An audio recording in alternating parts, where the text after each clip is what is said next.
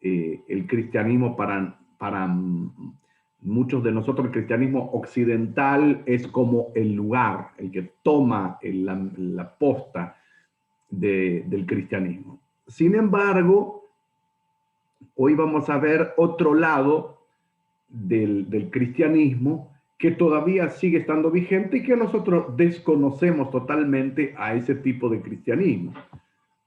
Es el cristianismo, se le dice allí en el libro que ustedes están leyendo, de Pablo Deiros, el cristianismo más allá del Imperio Romano. Ustedes van a encontrar algunas cosas, pero que son propias del cristianismo, de que nosotros lo vamos a ver, pero quiero darle un sentido más, más contemporáneo, o que ustedes vean que hay lecturas más nuevas, específicamente primero en las fronteras del imperio donde nosotros vimos, y después más allá. Nosotros nos limitamos, si ustedes ven el mapa, aquí nosotros nos limitamos a la parte verde, y que ese es el cristianismo romano alrededor del Mediterráneo. Sí hubo cristianos que fueron por los caminos de la diáspora judía un poquito más allá, pero ese cristianismo no duró mucho tiempo. Yo quisiera invitarles para que ustedes vean que, por ejemplo, vean en mi puntero, acá no va a señalarlo, pero ustedes pueden ver toda la parte de lo que es Mesopotamia, Armenia, Arabia, Etiopía, India, y aún llegando a las islas del sudoeste asiático actualmente. Por todo lado el cristianismo se expandió, y más al norte de Europa también muy temprano. ¿Qué es de este cristianismo? ¿Qué clase de cristianismo es? Entonces, hay muchos caminos que llevaron por ahí. Uno de ellos es el camino, la ruta de la seda, que traspasaba todo el continente asiático, más allá del imperio. También el mar jugaba un camino muy interesante para la expansión del cristianismo, ¿no? Entonces no alcanzó, las fronteras geográficas superaron por lejos lo que nosotros creemos hoy. Nosotros creemos como el cristianismo llega a Roma o España, pero el cristianismo llega mucho más allá. Es una llegada muy dinámica. No es solamente que el cristianismo se expande como una ola hacia afuera, sino que también hacia adentro. Desde las zonas altas del Asia venían los hunos, después más abajo de ellos estaban los godos o bárbaros, llamados así, que presionaban para entrar en Europa o lugares más cálidos. Para ellos los hunos estaban hechos la gran muralla china, con varios miles de kilómetros. Para ellos traspasaron igual. Y ellos, cuando llegaban a la frontera, ellos lo rompían todo, y lo que no rompían es el cristianismo. Entonces el cristianismo fue tomando fronteras, fue geográficamente jugando un rol muy importante, pero fue adoptando también estilos propios. Hay cristianismos que hasta hoy están presentes, que nosotros lo tildamos de herejes, o a veces un cristianismo muy tergiversado, o tiene connotaciones con otras creencias paganas o de otras religiones, ¿no? Esto es lo que ustedes van a estudiar quizás en otras materias. Este mapa se les llama el creciente fértil Aco, o es el antiguo cercano oriente, se llama esto, que une los dos grandes mares, el mar Rojo con el Golfo Pérsico y aún más llega hasta la parte de la Mesopotamia. Esto es muy interesante para el cristianismo. El cristianismo estuvo desde muy temprano ahí en ese lugar. Nosotros podemos encontrar que en el primer reino cristiano que aparece en la historia es un reino sirio.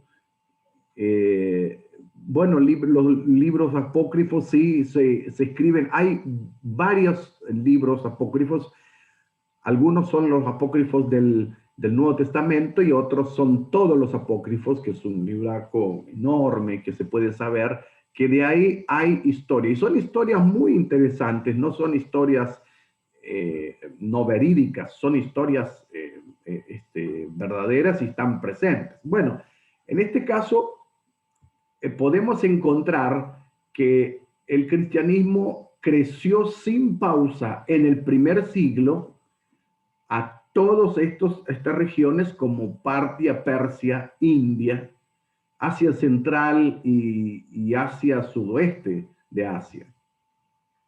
Aquí, en ese lugar es muy importante para que vamos a citar, es un pequeño reino independiente que actuaban como pequeños amortiguadores entre los reinos grandes, los reinos asiáticos, reinos europeos o el reino africano.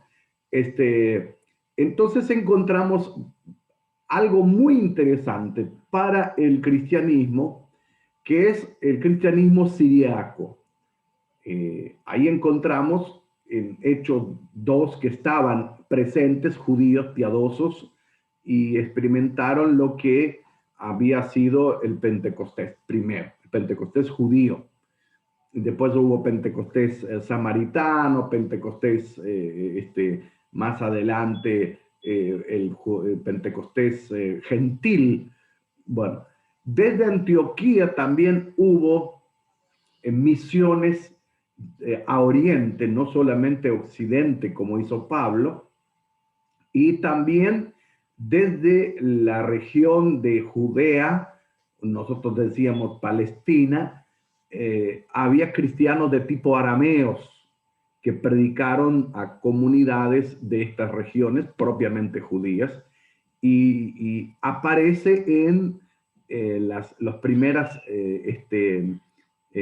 crónicas, más que nada en crónicas se describen de un primer misionero, Adai o Tadeo, que apareció en esta región. Y lo más interesante que hay un primer reino, no es una primer nación, es un primer reino que acepta el cristianismo como religión. Es uno de los más antiguos de todos. Hasta hoy todavía existe. Por eso que en la guerra de la famosa ISIS, que han destruido muchísimo en Siria, ha hecho un daño muy grande a la historia del cristianismo. Porque la mayoría de relatos y de materiales o de piezas que relatan la historia del primer siglo estuvo ahí. En Alemania hay una reconstrucción de esta parte y un poco más lejos en Berlín, donde hay una reconstrucción, no solamente hay un edificio, dentro del edificio hay una exposición, no, ellos retrajeron completo los lugares de ahí y formaron arriba de eso un edificio. Eso que está en Berlín es uno de los mejores lugares hoy para verlo como museos. Un museo cristiano, uno de los más valiosos para nosotros en ese tiempo. De allí surge un cristianismo que hoy no es cristiano ni católico ni ortodoxo, ni tampoco occidental. Es un cristianismo siriaco.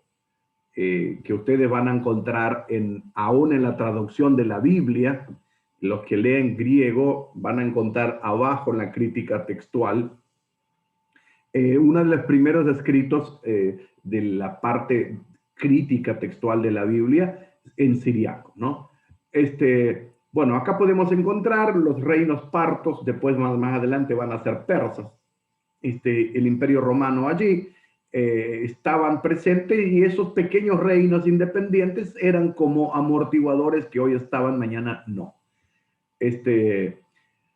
Se encuentra más que nada una crónica, y hay documentación que está algunos en manos de los árabes y otras están en manos de los siríacos. Por eso decía que tan importante es el valor histórico, que hoy se terminó desapareciendo. Muchos de ellos se han roto, ¿no? Entre los años 4 y el 7 antes de Cristo, reinaba el famoso Abgaro V, algunos lo llaman Abgaro IV, y después volvió a reinar desde el año 13 hasta el año 40 después de Cristo. Él era nabateo de lo que hoy es Petra, al sur de Jordania. Bueno, y uno de los que lo llama el rey de los árabes es Tácito, un historiador. Para nosotros, ¿por qué es importante? Ahora podamos ver por qué. Después también hay una ciudad muy importante que es capital de Adiabene, Edesa. Hay un historiador armenio, Corrón, que en el año 410 al 490 dijo que la esposa de Abgaro V era Helena, que anteriormente había sido esposa de Novás de Adiabene, y que los reinos de Adiabene y de Edesa estaban vinculados de alguna manera de este modo, ¿no? Por esa mujer que estaba junto. Y lo más interesante, acá traigo algo bien de fundamento, que esa esposa primera de Abgar, llamada Helena, fue a Jerusalén en tiempo de Claudio. ¿Recuerdan ustedes la famosa hambruna predicha por Pablo, el apóstol? Bueno, ella ayudó con tesoros, compró en Egipto una gran cantidad de granos y distribuyó entre los pobres, y bueno, lo testifica Josefo, Flavio Josefo. Flavio Josefo tiene esa información no porque encontró. Flavio Josefo tenía a disposición mucha información. La tumba de Helena es una verdaderamente notable y todavía se ve frente a la puerta de Jerusalén. Bueno, es una historia muy interesante que está dentro de los padres antinicenos, ¿no? Otro caso, otro historiador que es ya mucho más nuevo que el que nosotros hablamos, el famoso nuestro Eusebio Cesarea, en su obra Historia de la Iglesia, también informó que había una copia de una carta de Abgar a Jesús y que había otra copia en su respuesta, ¿no? Y que fue, según esa historia, el primer convertido fue Tadeo, uno de los 70 discípulos nombrado por Jesús, y la historia fue enganchándose así, ¿no? Ahora, esta carta que podemos encontrar, no sabemos de cuándo es. Toda historia, como lo dice Justo González, toda historia también tiene su historia. ¿Qué significa eso? Acá se cumple un principio que ustedes van a notar por qué robo tanto tiempo de Siria, para que ustedes utilicen este principio con las demás naciones por fuera del Imperio Romano. Van a encontrarse que cada cual quiere estar cerca del original. Nunca nadie quiere estar lejos del original. Por eso que tratan de conectar a Jesús, de algún modo. Igual que nosotros nos adueñamos de la historia del pueblo de Israel. Guste o no, el apóstol Pablo dice que nosotros somos el retoño, lo que sea, en Jesucristo, todo muy bonito, pero la historia es de Israel, no es nuestra.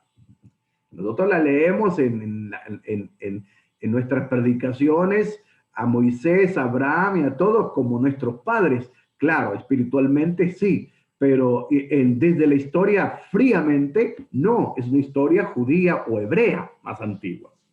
En este caso, se cumple este principio de que todos queremos estar cerca del fundador.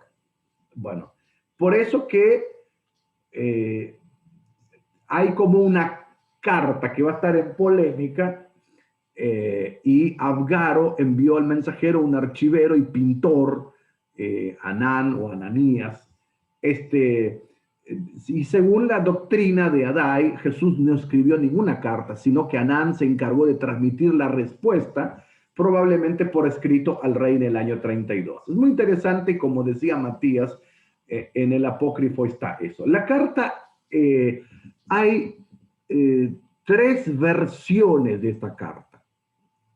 A veces se dice que hay cuatro, pero hay tres versiones. Una de ellas está en Inglaterra, creo que otra está en el Vaticano y había una en Siria. Bueno, y esta carta tiene sus diferentes matices, donde dice que Abgar, rey de Edesa, escribe a Jesús una carta que se ha manifestado en Jerusalén. He oído hablar de tus curaciones y que has hecho sin duda sin usar hierbas ni otros remedios ordinarios, y sé que devuelves la vista a los ciegos y que haces andar a los cojos y que limpias la lepra y que arrojas los demonios inmundos y que curas enfermedades más crónicas y que resucitas de los muertos. Y oyendo tales cosas, me he persuadido de que tú eres Dios o hijo de Dios y que estás en la tierra con el fin de realizar estas maravillas. Y por eso te escribo para suplicarte que vengas a mí y que me cures de la enfermedad que me atormenta. Y he oído decir que los judíos murmuran de ti y que te preparan celadas. Y yo poseo una ciudad que es pequeña, pero honesta, y basta para los otros, los dos. Bueno, eso está en los evangelios apócrifos. Los apócrifos no tienen ninguna fuerza de inspiración, pero históricamente tienen algún tipo de fuerza, ¿no? Es una correspondencia de Jesús a Abgaro, ¿no? Aparentemente hay una respuesta, según recién vimos allí, el famoso Ananías, que él lo hace, pero hace en nombre del rey, y dice que Jesús le contesta a Abgar, diciendo, bienaventurado seas tú, Abgar, que crees en mí sin haberme conocido, porque de mí está escrito, lo que lo vean no creerán en él, y a fin de los que no lo vean puedan creer y ser bienaventurados. En cuanto ruego que me haces de ir cerca de ti, es preciso que yo cumpla aquí todas las cosas para las cuales he sido enviado, y que después de haberlas cumplido vuelva aquel que me envió. Y cuando haya vuelto a él, te mandaré a uno de mis siervos para que te cure de tu dolencia y para que comunique a ti y a los tuyos el camino de la bienaventuranza. Muy interesante la respuesta, ¿no? Cuando yo la escuché primera vez, bueno, digo, ¿por qué no está en la Biblia esto? Bueno, el tema es el siguiente. La carta original habrá dicho menos cosas, habrá sido corregida, habrá sido añadida ciertas cosas, como ustedes vieron con la carta sobre Jesús de nuestro amigo Flavio Josefo, ¿no? Pero la carta como valor teológico no tiene mucho valor. Pero bueno, acá traté de encontrar el manuscrito que ustedes estaban escuchando recién. Es un manuscrito tocado por algún ruso por ahí, pero es siriaco, aparece muy poco en ese caso, y es el que se usa más que nada. El problema de ese manuscrito no es el manuscrito en sí, porque es una crónica. La crónica está bien, tiene su valor. El problema más grande que hay dos Abgar, un Abgar contemporáneo de Jesús y un Abgar más tarde, en el año 179 al 186. Bueno, los dos casos son reyes, pero la conexión con la vida de Jesús no tiene un valor teológico, no tiene un valor fidedigno, podríamos decir, pero tiene un valor histórico en el sentido de la presencia cristiana en el siglo I. Vuelvo a repetir lo que decía a un principio. Todo grupo humano quiere estar cerca del original y quiere decir nosotros hemos tenido la primer visita o al menos la carta de Jesús. Entonces, ¿cómo se soluciona esto? Se soluciona de la siguiente manera. No se pone en discusión si el rey Abgar tuvo o no conexión con Jesús. Y si es el segundo Abgar que fue cristiano, fue el primer rey convertido al cristianismo. Ahora, hagan cuentas acá, saquen números. Nosotros estábamos mirando al Imperio Romano y encontrábamos que el cristianismo hasta el año 312 o 325 con Constantino no tenía templos, era perseguido, era una minoría, pero acá encontramos que en el primer siglo hay cristianos. En el primer siglo ya se habla de un rey convertido. ¿Vieron cómo cambia la historia? Entonces, para nosotros es muy importante esa crónica, y esa crónica está escrita en piedras y en cerámicas, y hay también escritos o en manuscritos. Bueno, ¿qué contribución más importante que hay en este lugar siriaco? Es que se construye el primer templo cristiano que recuerde la historia. Nosotros hasta ahí, yo les tenía en el Imperio Romano, mostrando que los templos que se construyeron han sido construidos por Constantino, dedicado a su mamá, o bueno, Santa Sofía, por otro lado, en Belén, etcétera, y también en Jerusalén. Ahora, acá hay un primer templo que no es un templo que digamos como el estilo romano o el estilo griego. Es un templo parecido a una sinagoga con un bautisterio. Tan temprano como a principios del siglo II, cosa que es muy interesante para nosotros. Se dice que el rey se convierte, Abgaro, no sé cuál de ellos dos, y cede un terreno al lado del palacio del rey, que vamos a ver después cuáles son las evidencias históricas. Al lado del palacio del rey, y hay un templo cristiano. Segundo, el idioma siriaco es uno de los primeros idiomas que se traduce en los evangelios. Los evangelios, recuerden que están en griego, y acá hay una traducción al siriaco. Y es tan válido como el griego, porque hoy las críticas textuales utilizan al siriaco. Los primeros monjes cristianos aparecen ahí. Hay un centro literario muy interesante y hay grandes personalidades de las cuales les voy a mostrar en este Power más adelante en este caso. Muchas contribuciones el cristianismo siriaco va a presentar, entre ellos una obra llamada Ciclo de Tomás, una obra teológicas ligadas a Tomás, pero es un ciclo de varios escritores que van a estar. Los evangelios en siriaco datan todo el siglo II, todo el siglo II. Y todavía no hay nada en Occidente. En Occidente está muy verde frente a lo que está viendo acá. Otro escrito que aparece ahí son las Odas de Salomón. Las Odas de Salomón son libros que se hablan un poco de los dones espirituales, de una especie de música, poesía cristiana. El Evangelio de Verdad, como un cuadro comparativo de los evangelios y un canto a la perla, son poesías. Y Tasiano, un gran escritor, habla del Diatesarón, que ustedes van a leerlo en el Nuevo Testamento, una primer armonía de los 4 evangelios, de Marcos, Lucas, Juan, que nosotros discutimos. Ahí están en el siglo II ya teniendo eso. Y lo más interesante es Bardesanes. Ahí tienen la foto de Bardesanes. Bardesanes es el primer literario y himnólogo cristiano, sirio, porque hasta ahí, recuerden que el cristianismo en Roma está dependiendo del judaísmo.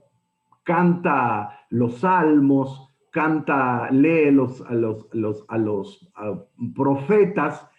Acá no, acá ya aparece himno por primera vez en la historia, fines del siglo I, principio del siglo II, aparecen fórmulas cristianas de canto. Es muy interesante, lindo saber cómo eran esas estrofas y cómo en ese caso. A este mosaico lo saqué arriba de Antioquía, lo que sería la ciudad hoy de Hatay, Turquía, y justo estaban reparando y bueno, teníamos bastante tiempo de sobra. Estaban reparando y bueno, miré esto, cuando miré saqué una foto de contrabando. Acá está una foto de mosaico dedicada a Abgaro. Pregunté al que trabajaba ahí qué estaban haciendo, estaban arreglando al mejor estilo turco, bueno, pero la foto era de Abgaro, que reinó por aquellos lados, ¿no es cierto?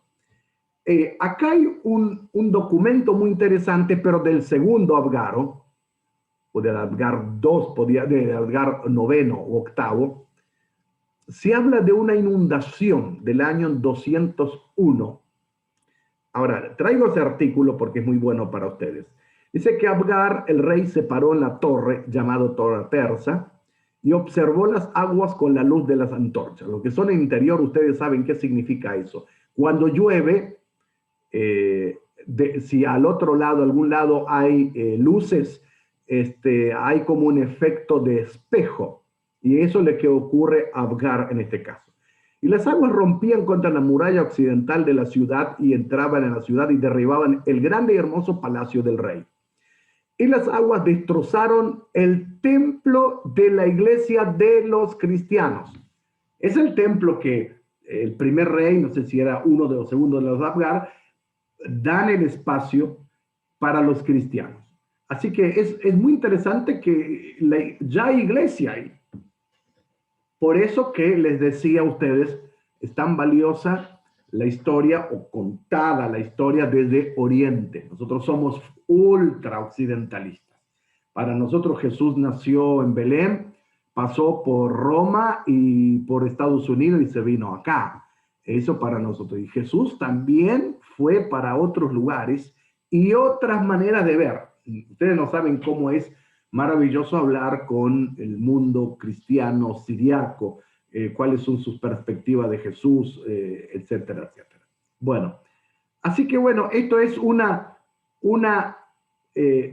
parte. Ahora, recuerden bien, no es primer reino, es perdón, no es primer nación, es primer reino cristiano, que se convierte el rey y se convierte en mucha gente que seguía al cristianismo y en este lugar prendió una especie de cristianismo.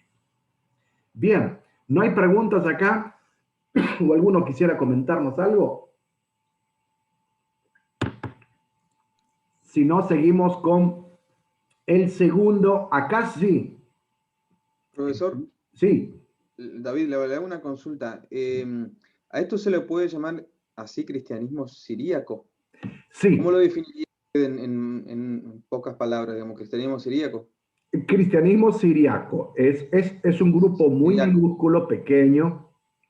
Hay otro grupo también ahí que se llama cristianismo caledónico, no calcedónico, caledónico.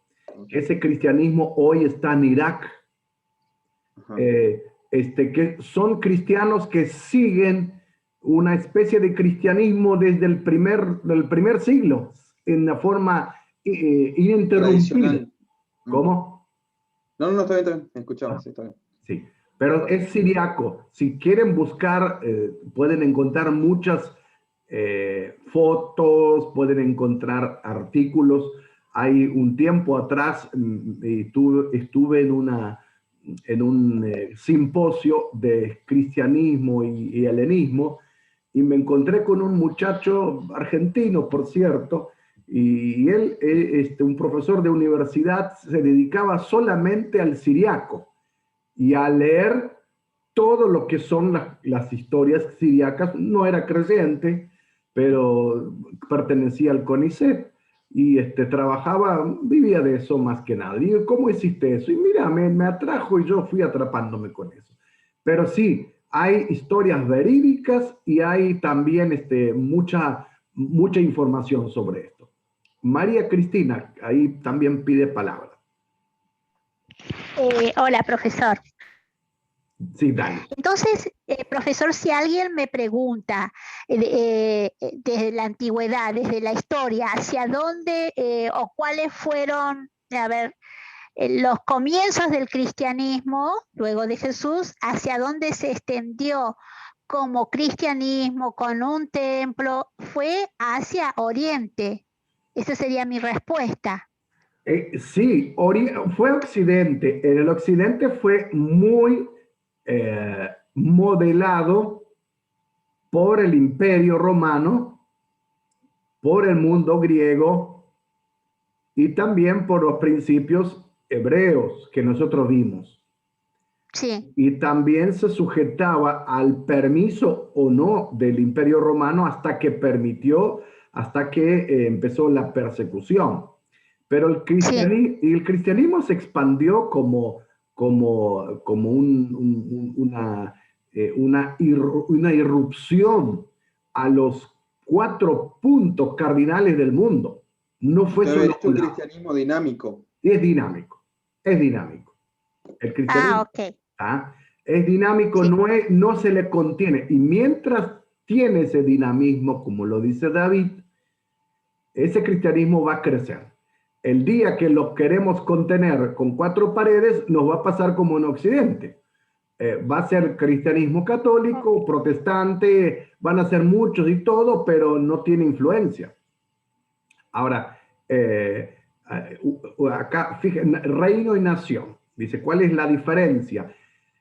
El reino es que no todos son de una sola etnia. La nación sí es totalmente una etnia. Supongamos, Argentina no es una nación. Nuestra constitución dice la nación argentina. Argentina es una república.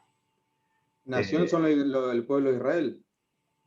Nación es Israel, nación, por ejemplo, puede ser los germánicos, aún dentro de Alemania hay 3 o 4 naciones, están los suavos, después están los del sur, los de Baviera, cada uno igual que los anglos y sajones, esos son naciones. Ahora, el reino es donde hay de todo tipo de gente. Los gitanos, más que nación, son un grupo étnico-cultural, porque se mezclaron con Rumania y con esos países ahí, pero son de perfiles indios de la India. Entonces no son naciones, son solamente grupos étnicos. Hay etnia, nación, reino, república, estados. Caso Estados Unidos, no es una nación. Es un grupo de estados, Brasil.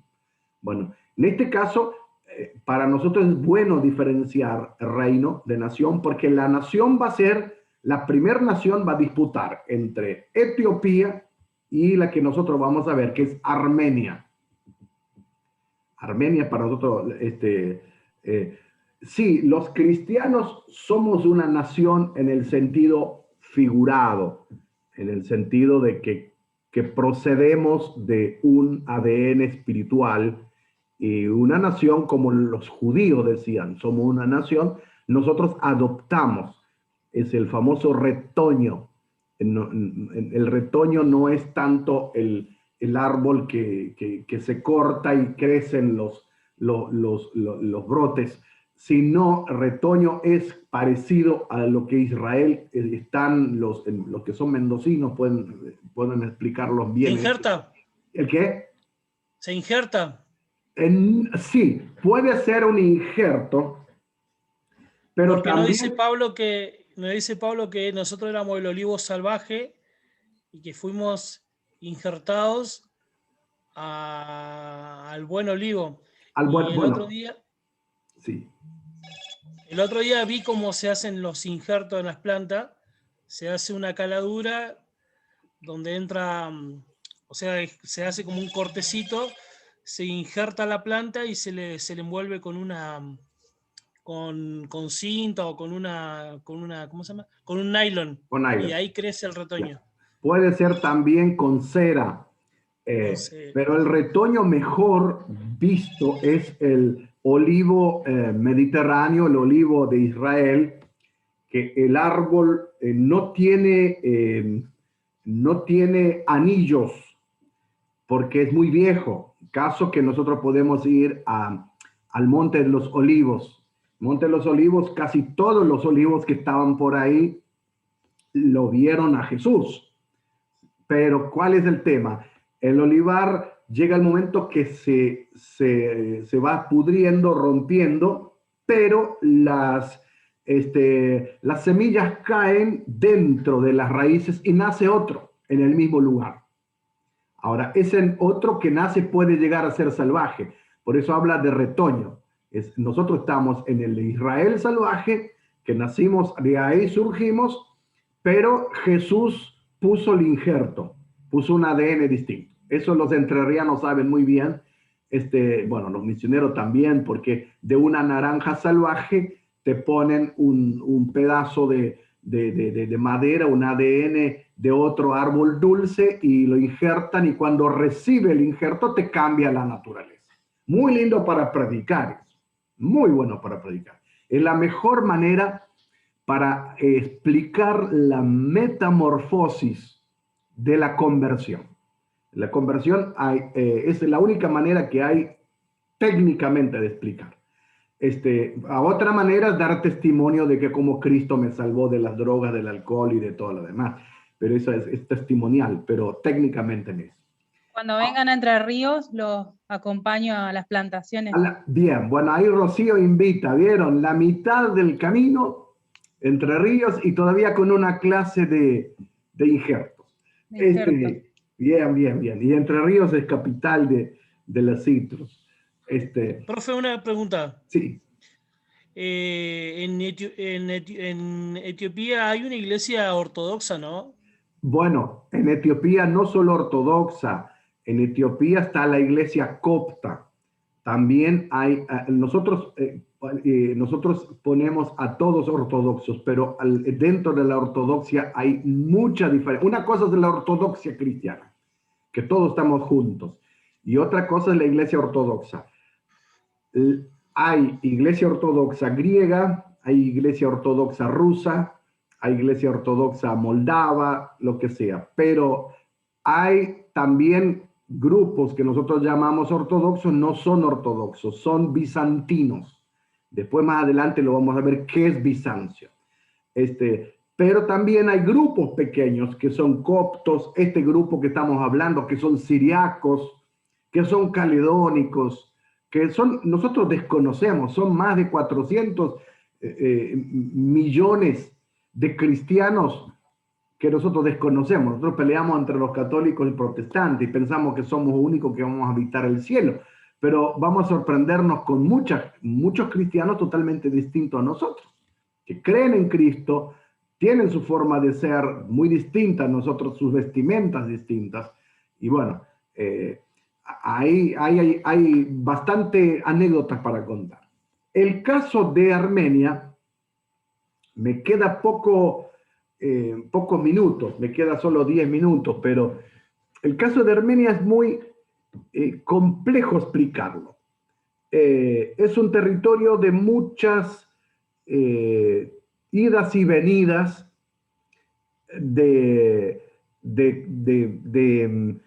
entre imperio versus otro imperio que peleaban por el territorio de Armenia. Armenia es muy importante para nosotros. No sé si tengo un mapa aquí. Sí, para nosotros es muy importante porque Armenia está hoy rodeada por países o naciones que no son cristianas, que son musulmanas. Y Armenia tiene más de 17, 18 siglos de continuación cristiana. Hoy lo llaman, es la iglesia ortodoxa armenia, pero le llaman la iglesia apostólica. Es una variante, es distinto que la iglesia ortodoxa, distinta que la iglesia católica, es bastante compleja, no es tan fácil. Yo tenía un amigo que era mi alumno y él vino a la Argentina para ser como un sacerdote de este grupo y leyendo un libro evangélico se convirtió. Y se convirtió y fue muy buen cristiano que creció demasiado rápido y pronto lo ordenaron como pastor evangélico. Y bueno, él me tradujo muchos artículos. No es Bastamián, es Nikitarian. Nikitarian, que él está viviendo ahora en los Estados Unidos, se fue a Los Ángeles. Los armenios, una gran familia, viven en gran familia, acá no llegaban a cerrar los números, se fueron para hace poco tiempo. Muy interesante por la ordenación de él abdicó a la iglesia apostólica, pero el obispo vino a verlo. Es interesante los rituales que tienen. Y ahí aprendí con él muchísimo y él me tradujo mucha literatura muy interesante en este caso. Pero Armenia para nosotros es muy importante porque es el único país cristiano alrededor de aquello que tienen llamado transcultural, alrededor de un mundo totalmente musulmán o países que sostienen el Islam, ¿no? ¿Cómo aparece, cómo es la conversión de Armenia? Es amplia y es larga y es cargada de leyendas y es cargada también de tradiciones. Hay una tradición armenia muy antigua que relacionan los griegos que vinieron a ver a Jesús. ¿Recuerdan ustedes en Juan 12, 20, que unos griegos vienen a ver a Jesús y que Felipe los atiende?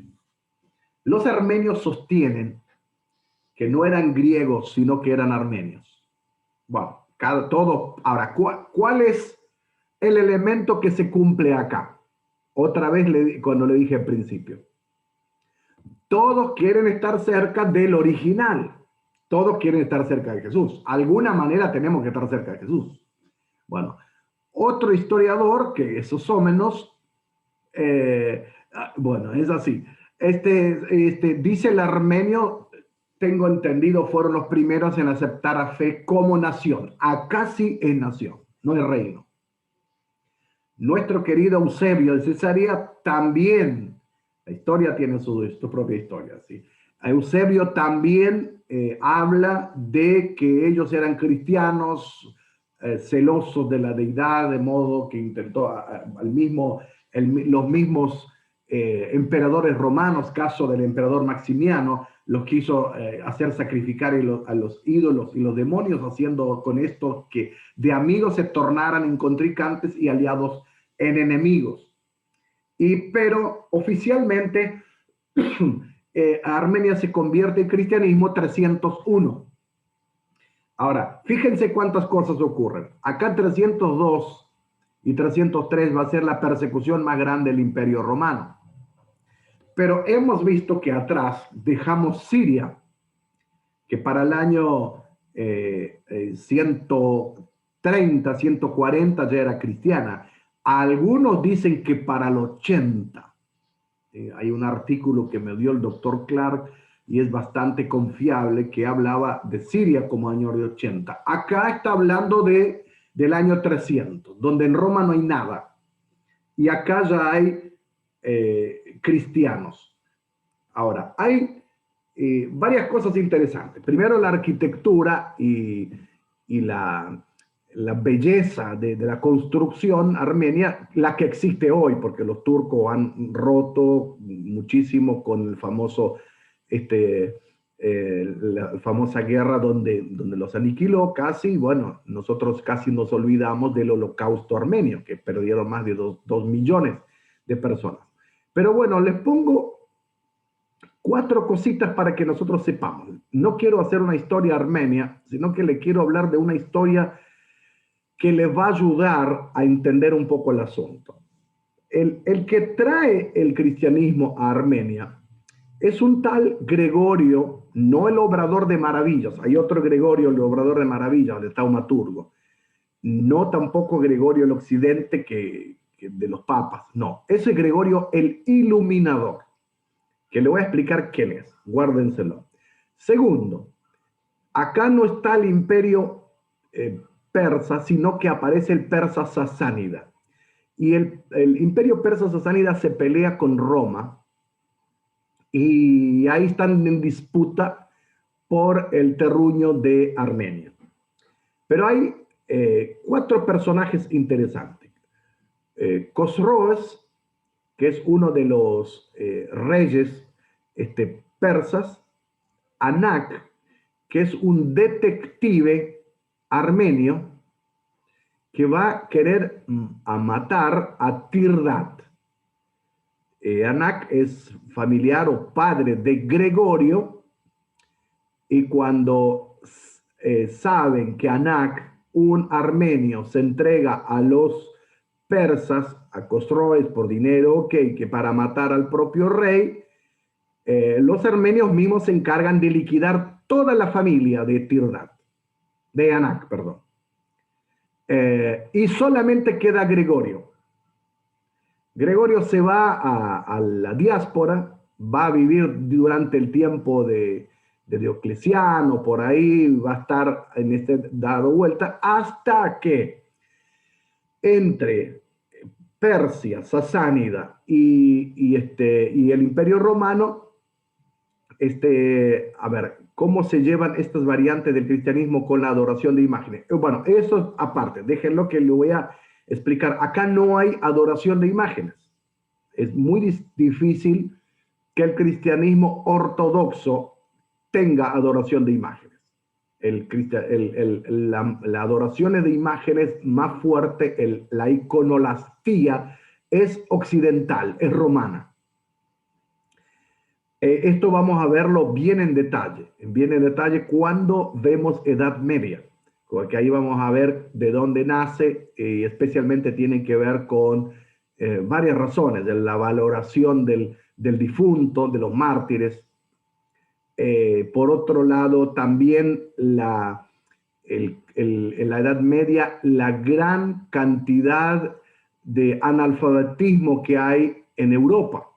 Entonces, al no haber el 99% analfabeto, lo hacían leer las iglesias a las reliquias. Este es el apóstol Pedro, este es Juan, y por eso así enseñaban a leer. Ahora, acá no, en este caso no hay. Bueno, Roma y Persia disputan el territorio de Armenia, y Roma dice, Armenia debe ser libre. Bueno, y cuando debe ser libre, volvieron todos de la diáspora y armaron Armenia. No sé si Tirdat es el mismo, o Tirdat 2 o 3, otro Tirdat, comienza a reinar, y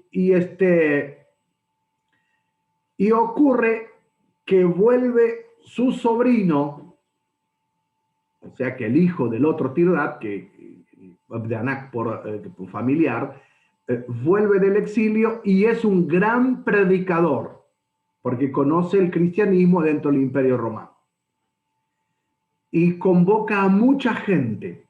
Entonces, Tirdat no tiene otra cosa que ponerle preso bajo de un pozo, una cárcel pozo.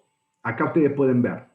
Ese pozo tenía de 9 metros de profundidad más o menos, y pobre vivía varios años. No sé si 10 o 15 años que vivió adentro. Acá podemos encontrar todavía el monasterio donde él estaba. Ese monasterio está presente. Entonces, había una pequeña monja que sabía de Gregorio y le tiraba un pedazo de pan y le pasaba una botella de agua por día, y él así vivió por mucho tiempo ahí.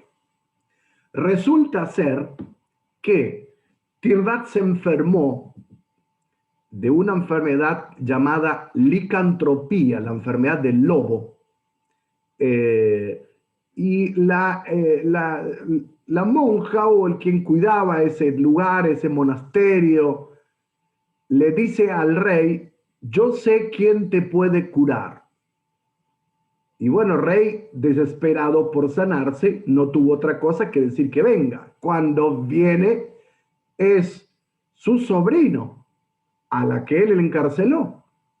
Él viene con una barba, no tengo esa foto acá, la foto que logré encontrar de los escritos armenios, la barba es chica, pero él estaba con una barba casi rozando por la tierra. Él ora por Tirdat y Tirdat se sana. ¿Con qué historia bíblica es parecida? A ver, si alguno se acuerda.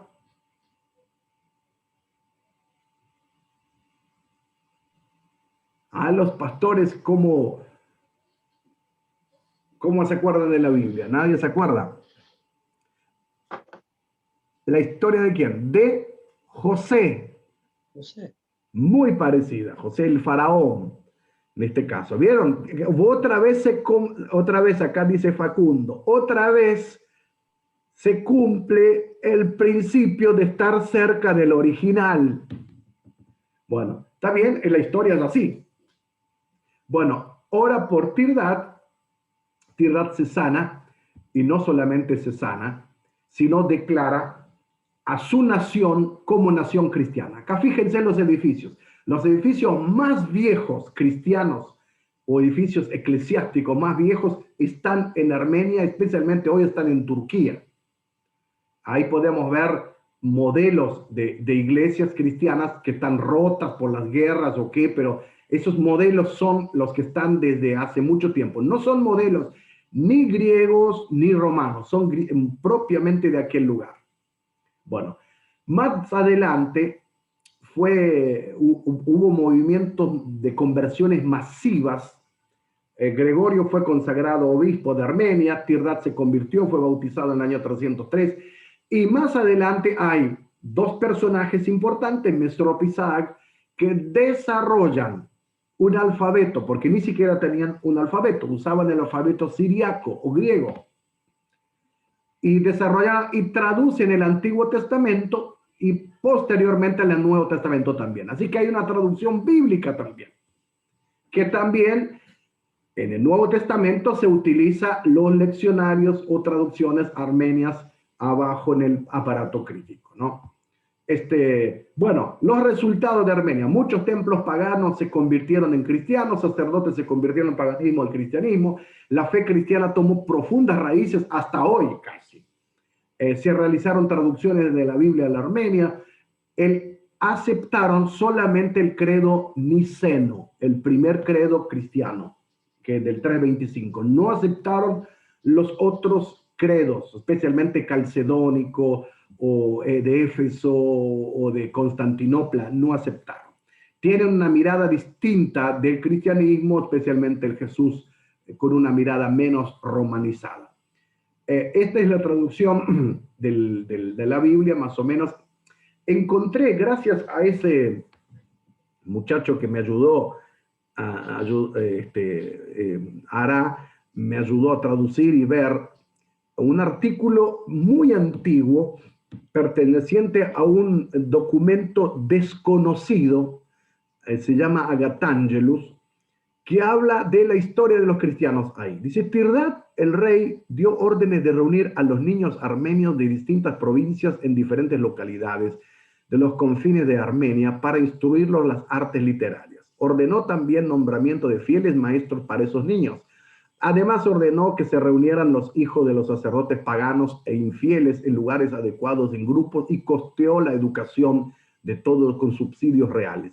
El plan era separarlo en dos grupos mayores, un grupo que estudiara el idioma griego y el otro la literatura siriaca. Acuérdense de la historia anterior. Y de una vez, en un periodo muy breve, las secciones del país en que la gente era inculta, holgazana, brutal, todos se convirtieron en conocedores de los profetas, eruditos de los apóstoles y herederos del evangelio, y no eran del todo ignorantes de todos los mandamientos de Dios. Eso encontramos Armenia, acá el museo más antiguo que tiene manuscritos que hoy pueden encontrarse hasta hoy. Había diferentes tipos de cristianos, o sea que en este caso el cristianismo armenio pronto se va a convertir distinto en otras ramas distintas, pero va a aguantar hasta hoy en día.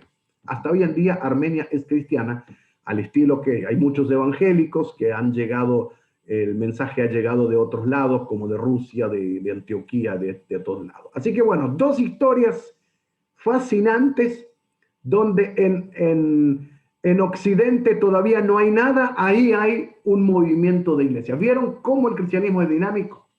Yo lo que quiero que a través de esa historia ahora, ustedes vean que el cristianismo no es solamente una religión occidental, mucho menos romana, mucho menos anglosajona, germánica o norteamericana. Que el cristianismo es universal y hay tantos cristianos, y lo vamos a ver en el cielo, con la rareza que ellos tienen, vamos a encontrar que ellos están ahí con su manera tan distinta de ser. Así que bueno, yo le voy a explicar, sí, a la clase que viene le voy a explicar, háganme acordar, porque yo me voy a olvidar, qué es ortodoxia y qué es ortodoxo. Muy sencillo.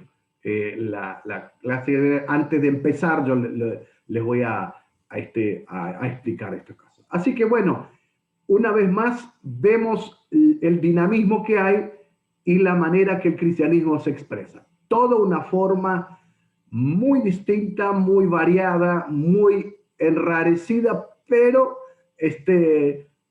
todavía hay testimonios hasta hoy. Yo no sé si estos no son los predicadores de la China, los predicadores de Mongolia. ¿Cuántos representantes hay en el cielo con esos tipos de predicaciones? Así que bueno, así que chicos, aprovechen eso. Yo le voy a dejar subido